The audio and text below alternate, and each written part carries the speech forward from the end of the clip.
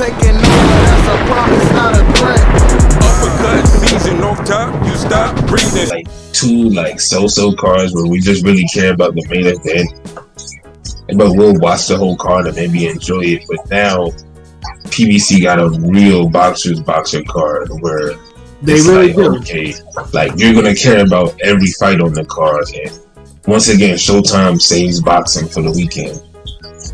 Yeah, at least puts the icing on that motherfucker, because you really just sold us 2 bouts that day.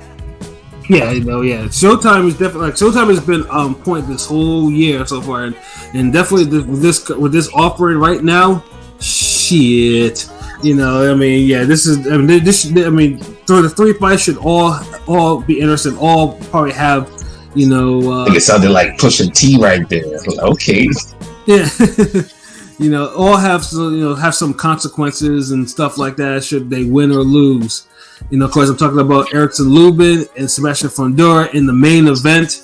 For the Hammer Time. Good one. This is a good one. Like, I think this is Hammer Time. Can't wait. We can actually have a breakdown discussion. Like, we haven't had one of those in a while. So let's hear it, boys. I'm gonna just sit back and. Before we get to that fight, though, definitely, I'm ready for that. Definitely.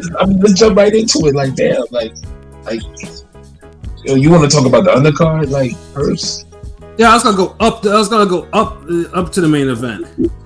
Yeah, let's go up. Let's go up. But look at this retake. We do what we do. All right. Only because, like I said, this ain't a 1-fight card, my nigga.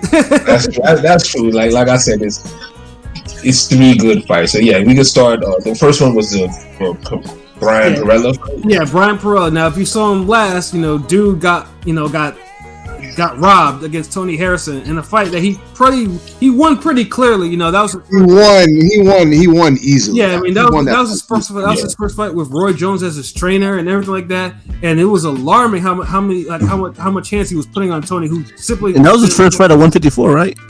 Yeah. He put his foot in his ass, like no shit. Yeah, Tony didn't look like he didn't care about no defense. Dude fought like, he has issues with his father, but, someone who was just a fight removed from being a champion, you shouldn't be getting hands put on you by a guy that was pretty much a welterweight journeyman for the most part. Yeah. Yeah, so basically he gets a chance to face mostly a Mexican prospect in Kelvin Salgado, 14-0 with 9 knockouts. He'll be making his American debut on there. So, it could be a trap fight for Perella, though, or, Perella might actually knock him out. Like I said, it's one of those fights where it's like, either Salgado gets attention and we have a new player at 154, or Perella is putting that Roy Jones training to use. It's gonna get dude out of there. What it's supposed to do with someone who's a 14-0 prospect. So, that's, like I said, it's an excellent opener, for sure. And then the co-main itself, the aforementioned Tony Harrison, he'll be making this comeback against Sergio Garcia, who last time gave Fundora all he could handle on the tank card. It was what? Some could say he won that fight. Yeah, I was gonna say there was a lot of people I talked to that felt he won that fight. Fundora didn't know what Fundora Fundora is a big physical fighter. How he shrinks himself down to that weight, that's another question. But I don't know. Like, I can see a draw. It's like the fight just got stale, and I think it was a weird fight. Like it got kind of weird. Like it wasn't boring, but it was just kind of weird. Yeah, like it was good for like the first half, but then it kind of settled in a groove, and I felt Garcia kind of came back. But then it's like he wasn't really beating Fundora's ass like he should have too. So it's like, that was a hard fight to fucking really say. Yeah, but then 2 of the judges gave that. 2 judges saw that shit like 10-2 and 9-3, which was absolutely ridiculous. There was none of that. Yeah, that was like, those were those Pat Swift scorecards. Like, it was ridiculous. Yeah, like there was a 115-113 score in there that was pretty. I think that's really the fight right there. Like, right. I think Fundora won the majority of the rounds, but he kind of, to me, the fight was like Canelo Jacobs. But one guy looks great the first half, and then he just kind of fizzles out, and the other guy picks it up and looks better. And he doesn't picks it up and take over where like a Israel Vasquez, Johnny Gonzalez type of fight. Right. The guy comes back and, you know, he beats your ass and kind of take you out. Like I think that's what you got to do to Fundora. Like, he kind of sticks around, and if you don't beat him up, like he's tough, man. So yeah, you know, and then Garcia, like, I mean, and like he definitely won some people over, and then Tony Harrison. Now, unfortunately for Tony Harrison is a good boxer, and he does have power. Although, I mean, obviously, if you follow him early in his career, like Tony Harrison used to get them knockouts. Like, dude was a puncher for real. You know, but unfortunately, his biggest thing is his stamina. Like, once dude starts gassing, yeah, it's only a matter of time. You know, if because it's unfortunate that's his biggest flaw. And against Sergio Garcia, who is high output. Like, Tony has to be on point. Like, Tony can't be like what he did against Perella. Can't be what he was like in the second fight with Charlo. Like, he has to be focused because she can't be like he was in the first fight with Charlo. Yeah, exactly. Like, we can't have no Willie Nelson, no Jarrett Hurd type of knockout. Well, laid back, I could outbox you, do a minimal shake, while the other guy tees off on me. Yeah. Yeah. So honestly, like Tony's under the microscope with this one. Like, Tony has to win this fight because the Perella fight left such a bad taste in a lot of people's mouths. Like, even people people did not like that he escaped with a draw in that fight. You do, like Perella. I feel like he has a bigger case for beating Harrison than Garcia does Fundora, in my opinion. He does, you know, he really does. I think just Fundora, like we make it like the difference between someone looking good and someone fucking should have lost is like different. Yeah, like how you always be saying with like Truax and Caleb Plant. Yeah. Like he didn't look good, but he didn't struggle. Like, there's a difference. Like, right. You know, so I mean, so what do we think about for Tony Harrison and Sergio Garcia? Do we think Tony will be focused and actually, you know, beat Garcia decisively, or does Garcia score an upset in this fight? I think Garcia beats him. Ooh. What do we think about decision, or you think he might score one of them late round knockouts on him? I think he'll score. I think he'll win the decision. I think he'll knock him down. I don't think he'll knock him out, but I think he'll knock him down once and get a decision victory. That's what it is. Oh, well, Henny, salute. I see that you logged in. My favorite boxing channel, respect. You know, definitely respect. Salute, brother. Salute to that. Because we kick that real for y'all. Love, yeah. All day. Hey, yo, Pilot, what about you, bro? Harrison Garcia. I'm a rock with Harrison. I think Harrison will win a decision.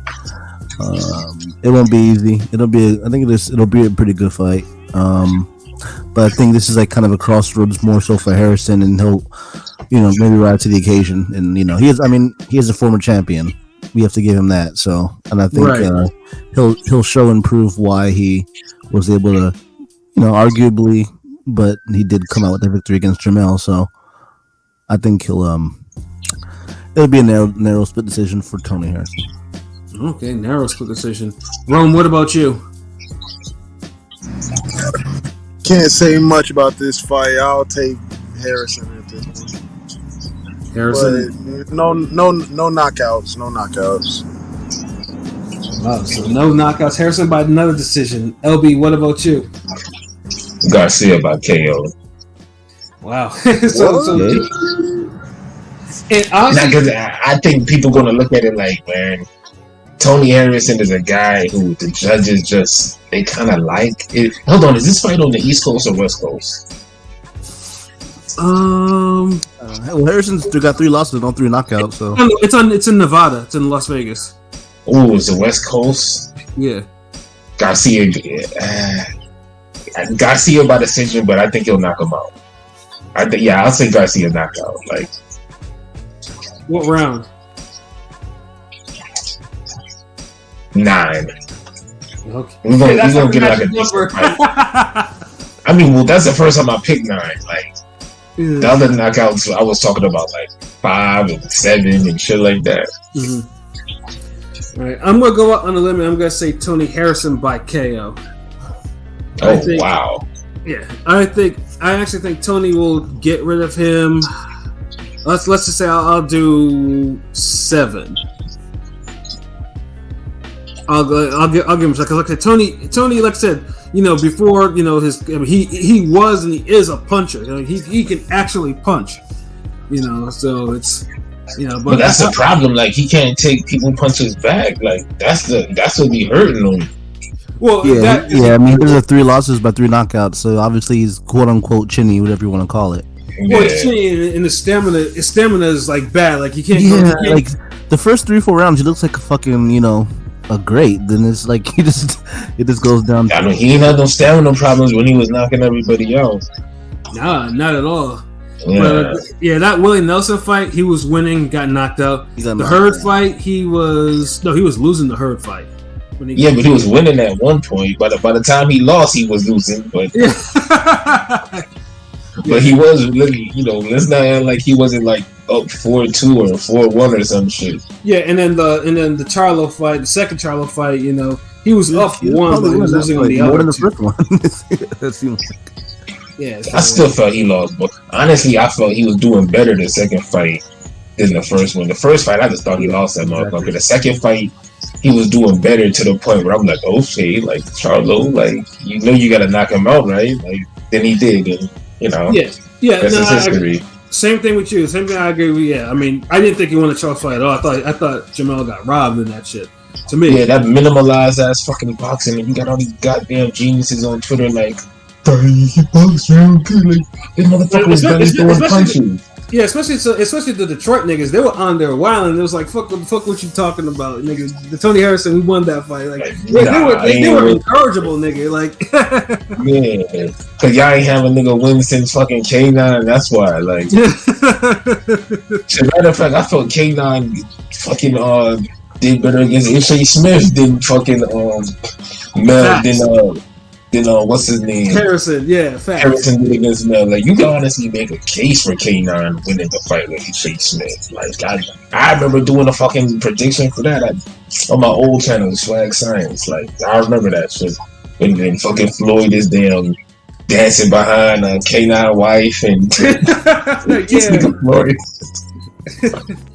Floyd the legend just for that shit. Like that's crazy. For real. But yeah, horrible, like ugly fight. But yeah, I thought K9 should have won that shit. Like, you go against a money team, no matter if you in your hometown and they're in their hometown too. Yeah, you either win by knockout or you just take this L, flat out. Yeah. But Garcia, I think they're gonna get this, man. Tony Harrison, he's capable, he can box, but the punch resistance is shit. Like honestly, if Perella hit harder, he would have probably been stopped by dude. Yeah, I could agree with that too. And I think Garcia hits just hard enough to really like shake him up. Like I don't think he's the biggest puncher, but he's definitely above average. Yeah, I mean, Garcia has enough power where you can actually see a knockout for Harrison. After a couple, depending how late in the fight it goes. But if Tony Harrison wins this fight, oh my goodness, like he needs this win so he could be right back there in the mix of things at 154. Because I feel like this is a good rebound fight for whoever wins this shit. Like if Garcia wins this, then he could say like, look, man, I'm gunning for that Fundora rematch. If Harrison wins, he could say he wants the winner Fundora, Lubin, or whoever the fuck else. Like how it goes. Like Zoo, Zoo would be a good fight for the winner of this. Maybe. Yeah.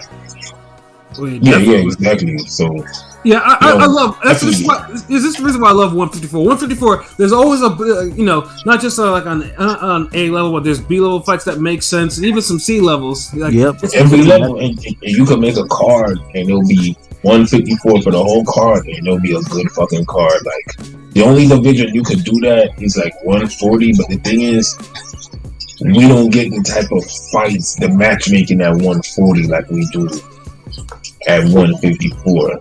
Facts. But it does happen though, because I can't sit here and say it doesn't happen, because we did get Ramirez Pedraza, and it's just the fight didn't come out good. But Right. you was putting two top 10 140 pounders together, so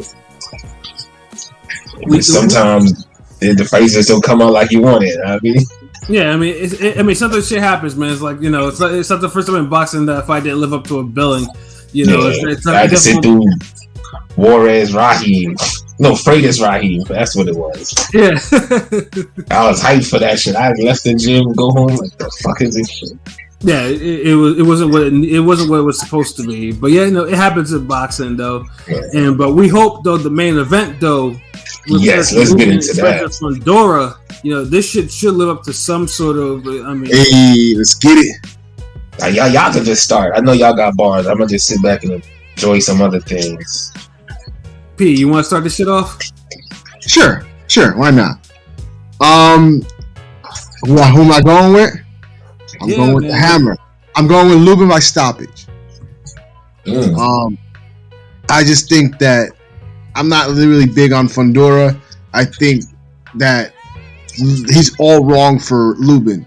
A big guy. He's such a big guy, but he fights so small. He leaves himself wide open. The body's gonna be there. Like, Lubin's gonna be tagging him all night. Like, he's gonna be there all night for him.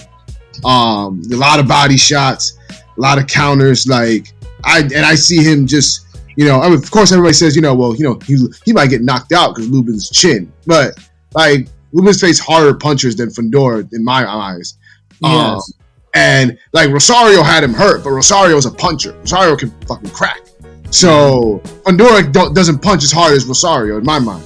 And I just think that the accumulation and, you know, the counters and all that, he's gonna get him out of there. 11th round. 11th round stop. Yeah, and honestly, I agree with you, because one of the biggest things about Fundora that does drive me crazy is for a nigga that's 6'6" in this division, yeah, he fights incredibly small. Like, you know, it's like, and sometimes it's to his detriment, because I remember on one of the Wilder cards, like, he fought that 6-0 cat, and and that's it was an Australian cat, and that cat was putting hands on him too much to my. I was like, what is this? Like, I mean, dude was scrappy and putting hands. I was like, yo, this is like, and because he kept on putting himself in the line of fire. Jamonte Clark was putting hands on him. Jamonte Clark honestly beat him. Like, I honestly thought he actually beat him. Like, the reason why Jamonte Clark had the same reach as him. Like, I don't know what it is, but Fundora couldn't do anything with that guy. Like, not nothing. Like I was just like, he was so ineffective. He couldn't hurt him. He couldn't keep him at bay because Clark had the same reach as he did. So it's like he working as outside didn't work with him. And Clark should have got him the win that night. And that's why I also raised an eyebrow at him at that one. But I do think he does have some power. Like, I mean, truthfully, he should be like a heavyweight or a light heavyweight or something like that with his size or whatever. But like, he stayed, like the Garcia fight, he stood in the line of fire like that, and he was, you know, he got rocked a couple times. You know, the Cotto fight, Cotto fight too. Especially, he was getting. Like, I thought Cotto might score a minor upset because the way he was putting hands on him, but Cotto fell apart as usual. You know, and it's just like, I mean, yeah, dude's just too much of a defensive liability, and Lubin is a sharp puncher. And just like P said, man, but Lubin has a chin problem. Like, dude, and although he's only been knocked out once, you know, like, you know, but there's been times where Lubin just be like, he freezes a little bit too much when he gets a solid shot. But I think Lubin will probably make a statement this time, and I think he will actually knock Fundora out, probably maybe in the 10th round. Pilot, what about you? I mean, pretty much like King P said, I'm not a huge believer in Fundora. I feel like Lubin should score the knockout, even though he does have the chinny allegations. You know, obviously with the Charlo knockout, Rosario stunned him with that, you know, a jab or some shit. So, I just feel like Lubin got more in the toolkit. He's hungry. He's built himself back after that Charlo KO, and I feel like this will be a continued, you know, path, and I think he'll chop him down and he'll get the stoppage. I'm not sure if he'll get the Anwolf highlight reel KO, timber like a tree, but he'll break him down to the body and just get, or he can wear him out. But I definitely think Lubin will win. I'll just say a stoppage, like a 11th round or some shit. 11th, I guess. Yeah, well, everyone's picking a stoppage. It was me. Yep, 11. LB, what about you? This is a difficult one, man. Y'all make some good points. I think this is Lubin's first real test since the Charlo fight, though. Right. Like, he's been brought along better on the comeback than he was initially when he went for the title. He could have very well beat Mel if he would have took these opponents the first time. But hey, the way it is in boxing and in life, when you get your shot, you get your shot. Absolutely. And I'd rather do taking and lose to the champion even brutally than to just be on some that guy type shit and be just like, nah, I don't want to fight him. Doesn't he have a younger brother? I don't want to fight this dude. He's like 40 years old. He's old. I don't want to fight this other guy on Banjo Toy too. Everybody's been ducking him, and my countrymen been avoiding it too. So I'll do the same. You don't want to be like that guy. So I respect Lubin for that, but he's up in it against Fundora. Like, Fundora got a lot of flaws, but his strength is like real. Like, yeah. It makes up for like all of his other flaws. Oh, shout out to Prolific Ring Gang TV in the building, UK.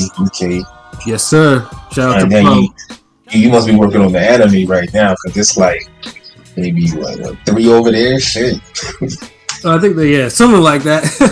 3 or 4. Oh man, got me busting some heads. Okay. I'm kind of leaning toward Fundora, man. I can't lie. And actually, I would disagree because, like I said, Fundora, like I said, I mean, first of all, it's incredible that this nigga actually squeezes himself down to 154 and below 154. He's durable for a guy who has that for that type of frame. Even Paul Williams had a chin, and he had that same type of frame, and he wasn't as tall. Yeah, dude has a Dao Zim from Street Fighter type body frame. Like, this nigga's like, it's like you just, he looks like he's vulnerable, but because even Paul Williams looked athletic and more muscular. Mm-hmm. Like, Fundora just looked like if you was in the hallway in high school and you like slapped his books down, you could just push him into a locker and he would like get folded up into the locker or some shit. Like he don't look durable as fuck, but for some reason when he plants his feet, it's in the pocket. If you don't have fucking Pernell Whitaker defense reflexes, or you're not like a fucking punching like goddamn Roberto Duran, Ray Leonard, Hearns, then you can't really stand in front of fucking Fundora like that. No, because even though he stays inside too much to his detriment, like, I mean, he doesn't lose too many of those inside brawls though. That's the one thing. And this is why I'm getting clocked with like overhands, because the thing is his chin up there. Like, I don't know, because here's the thing. Like, see, I know Pilot and King P, they'll probably get share this experience, but the other two tall niggas over here that's over 6 feet and shit, they probably don't know how it feels to land the overhand right on a motherfucker that's like taller and bigger than them. Hey, I fought someone. I mean, I've sparred with people bigger than me. You landed an overhand right. No, it's not a punch that I use. So no. You ain't used to fighting tall motherfuckers. That's why you ain't even know they use it. No, I'd rather use an uppercut. No, I don't throw over because overhand. You see, if you used to fighting tall people all the time, it's like even in the desperation, you'll throw that fucking overhand. And I see dudes do it to fucking Fundora and eat them shits. Like Garcia landed those, fucking Gallimore landed those. Yeah, he did. Coda was landing a little bit too. He was, and it's like some shit. And I feel like the thing is, Lubin has a talent, skill, power to speed. I would pick Lubin if he showed me he was the same attacker he was before he got knocked out. Right. Because I feel like Lubin could out attack him and rip him up from the outside and mid-range on some Pacquiao shit. Just kind of dart in there, feint, dart in there. You know what I mean? On some shit like that. Yeah. Like, I could see that happen. Like, if he still had that same temper. But the way he kind of plays it more safe now, he doesn't let his hands go enough. Like, the way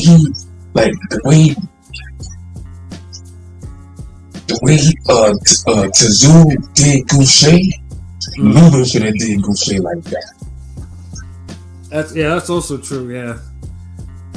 And remember, they was both hurt, and one was dropped.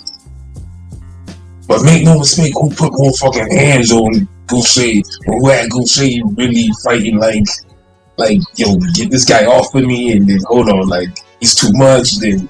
Right. like Goucher was fighting through instinct and a lot of that shit, so.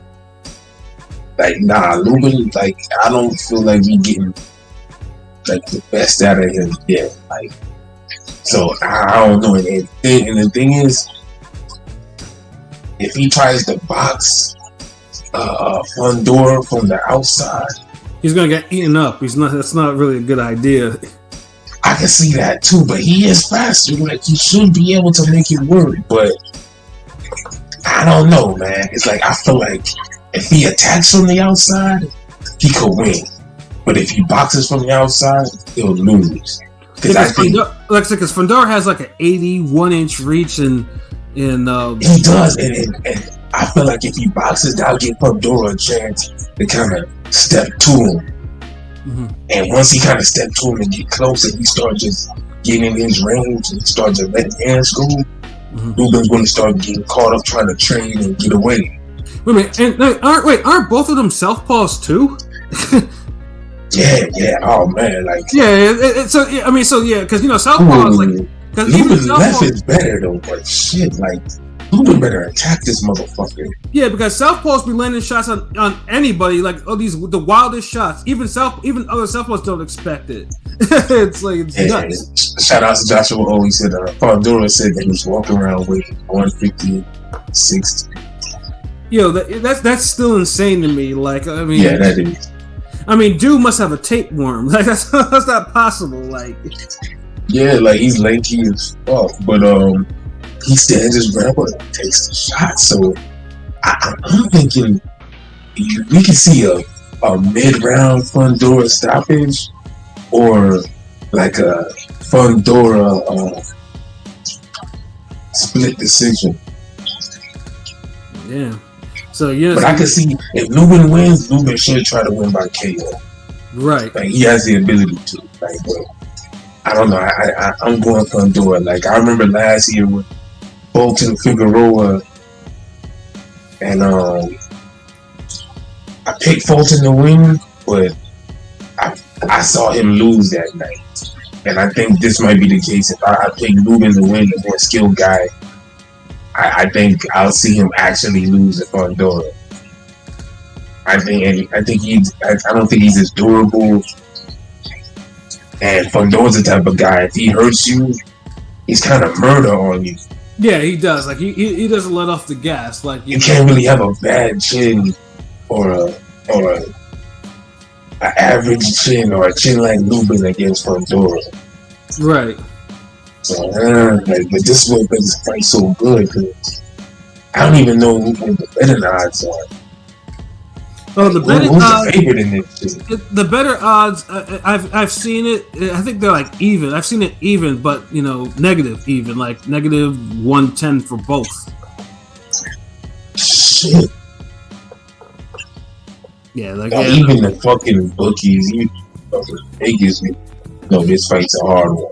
Yeah, it's really hard because, like I said, if Lubin wasn't chinny, I'd pick him all. I mean, it'd be like, yeah, like for sure. But yeah, dude. I mean, let's say Lubin has physical disadvantages against someone like Fundora. Like it's gonna be a problem. You know, like I said, you know, if he's not careful. And then Fundora, though, defensively is not that great, so he's there to be hit. So that's why it's like, yeah, even the bookies are like, yeah, you know what, this is even money. So let's just, it might change. It might but what change. evens it out is he has the chin to take them hits with.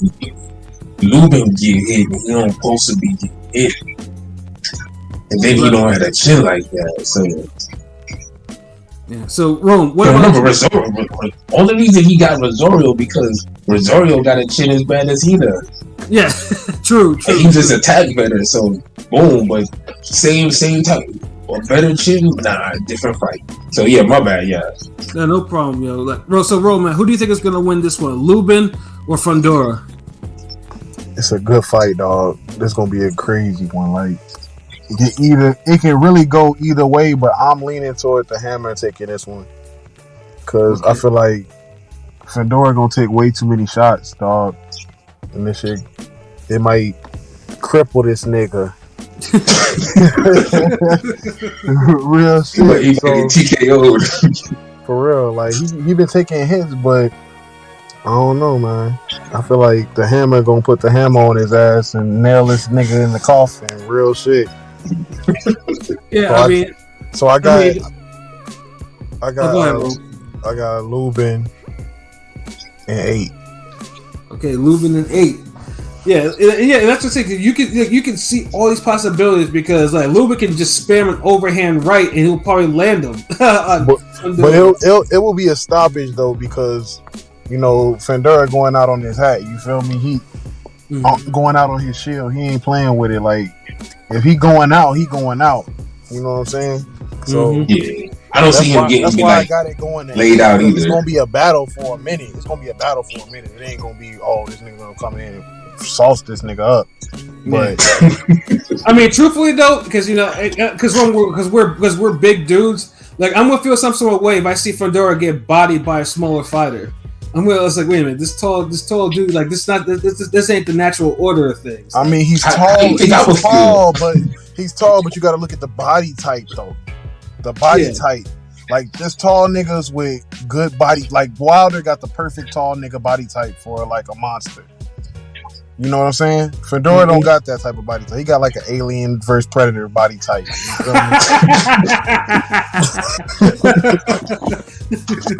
And those type of niggas, those type of body of niggas lose to small niggas. It just happens like that.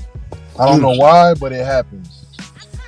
And the funny thing is too is like, I mean, you might say like that's like bro science or some shit, but there is some truth into what Rome just said too. Like, you know, it's like it's true. Like I said, because I mean, Fundora has shown to be at least has some durability in him, but it just remains to be seen. Because like I said, no one has really attacked his body like that. Like nobody. Or just attack him. Period. Like Lubin has the ability to just attack and just bam, just fight off the left. To wreak havoc on his body. And break that skinny nigga down, like that'll be a wrap. Like honestly, like. But I don't think he's willing to do it though.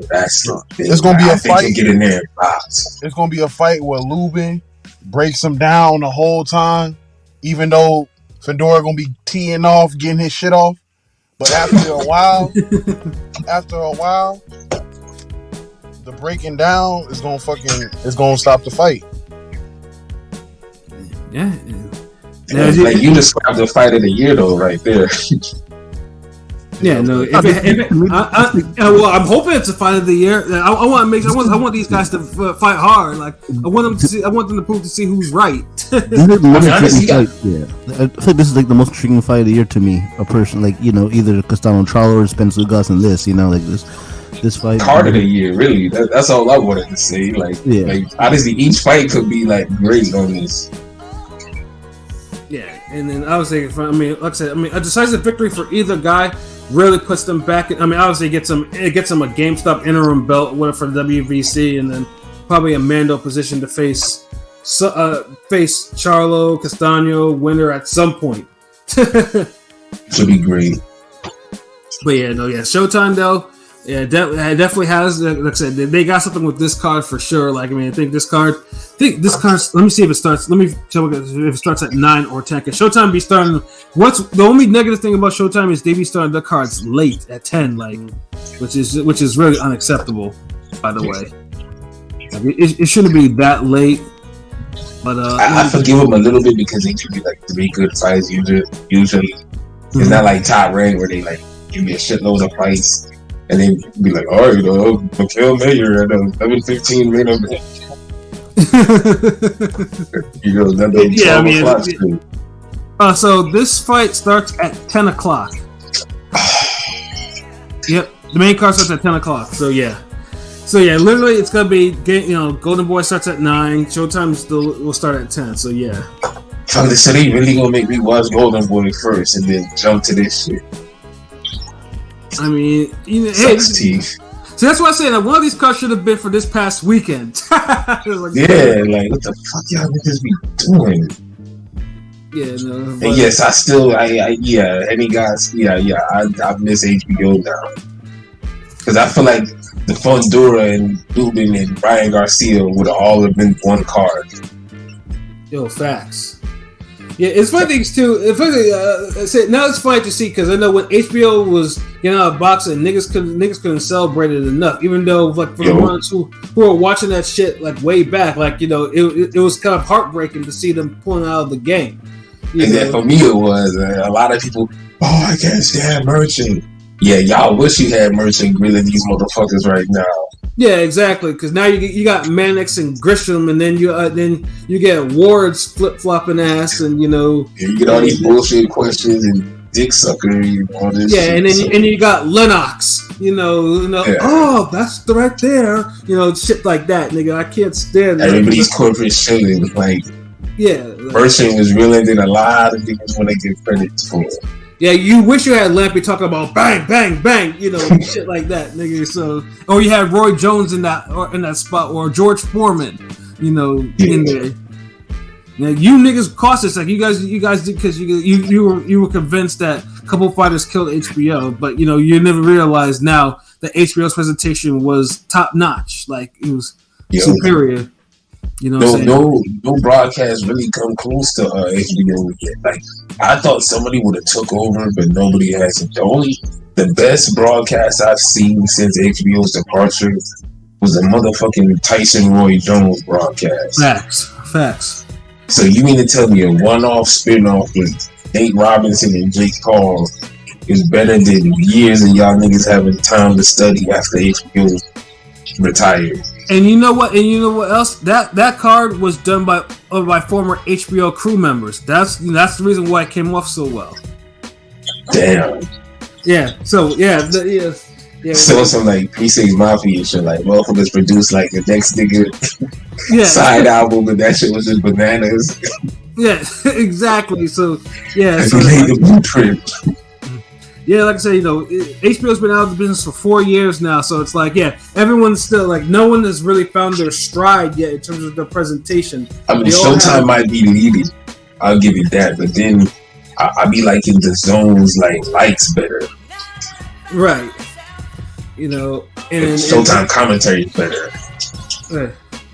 And top rank commentary, like I said, Bradley's at least improved to the point where he's not as bad as he is, whereas you get tired of hearing Ward's fuckery. And the funny thing is, out of all of them, I like Bradley's commentary out of all 3 of them. Mm-hmm. Like, if you could give me the zones lighting with Showtime's commentary and add Bradley and Showtime's matchmaking, they win. Yeah, you get a product that you can really fuck with. But, switch out Kellerman every now and then. Yeah, but hopefully one day, Henny God, that HBO does make a comeback into this boxing, because I mean the guy that got rid of boxing was a guy that was just on some bullshit anyways. So, and I don't think he's even empowering HBO anymore.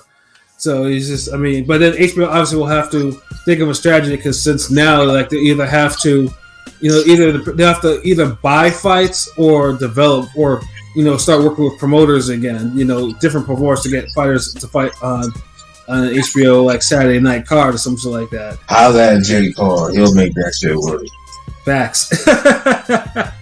You put Jake Paul, get some young guys in there, few old school dudes who know matchmaking, and just buy fights and just create cards and make events.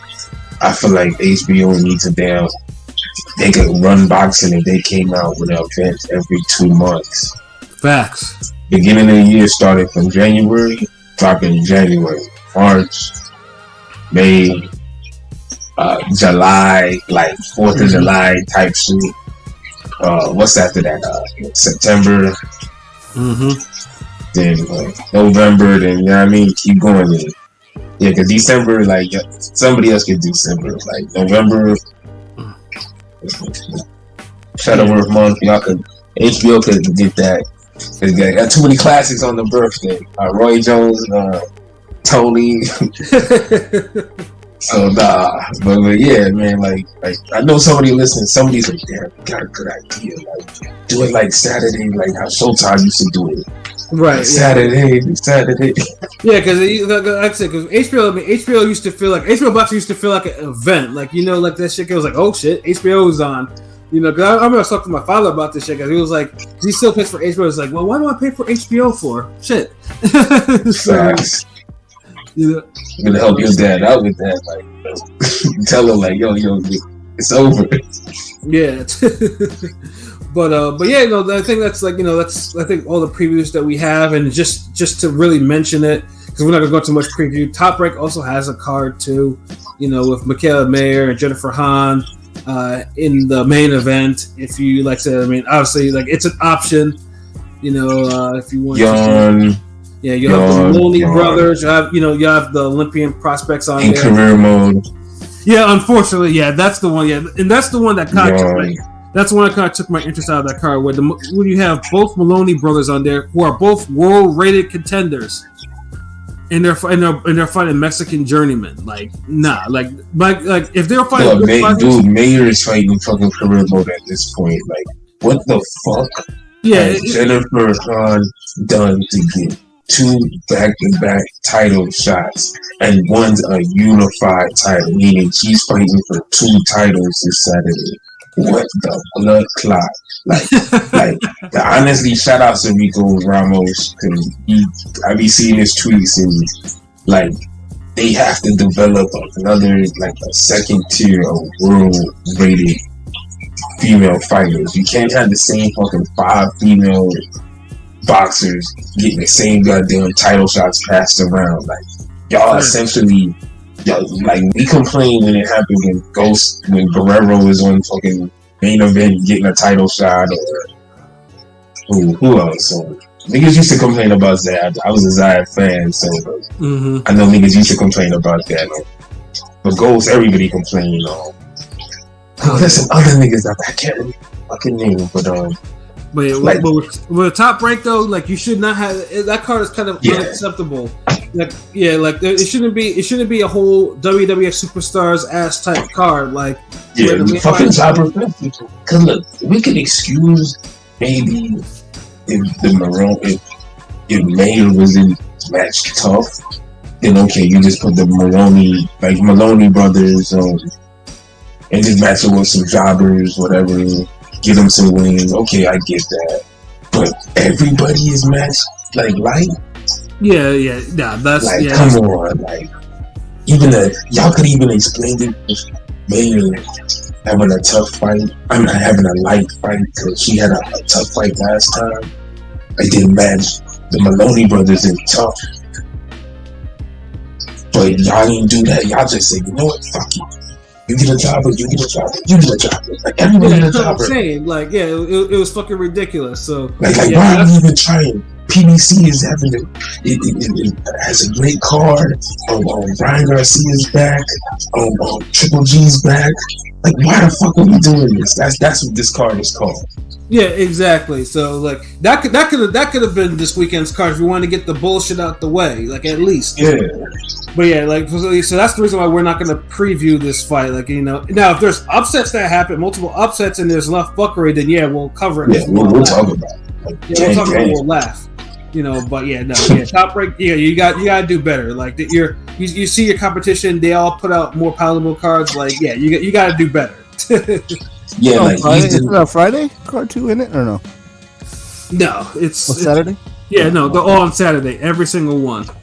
Dog, yo, Pat. You know what this card is? He's the equivalent to the nigga in Harlem Nights when they shooting up at Eddie Murphy in the house, and it's like PBC's like. Brrr. And you have the one nigga that shoots the pig. Yeah. That's top rank right now. Top rank is the pig. It's like the Zone tried, Triple G card tried. It's like everybody busting their guns, but the top rank just coming. Just a long card of Jobbers Fest. Nah, that's not cool. Yeah.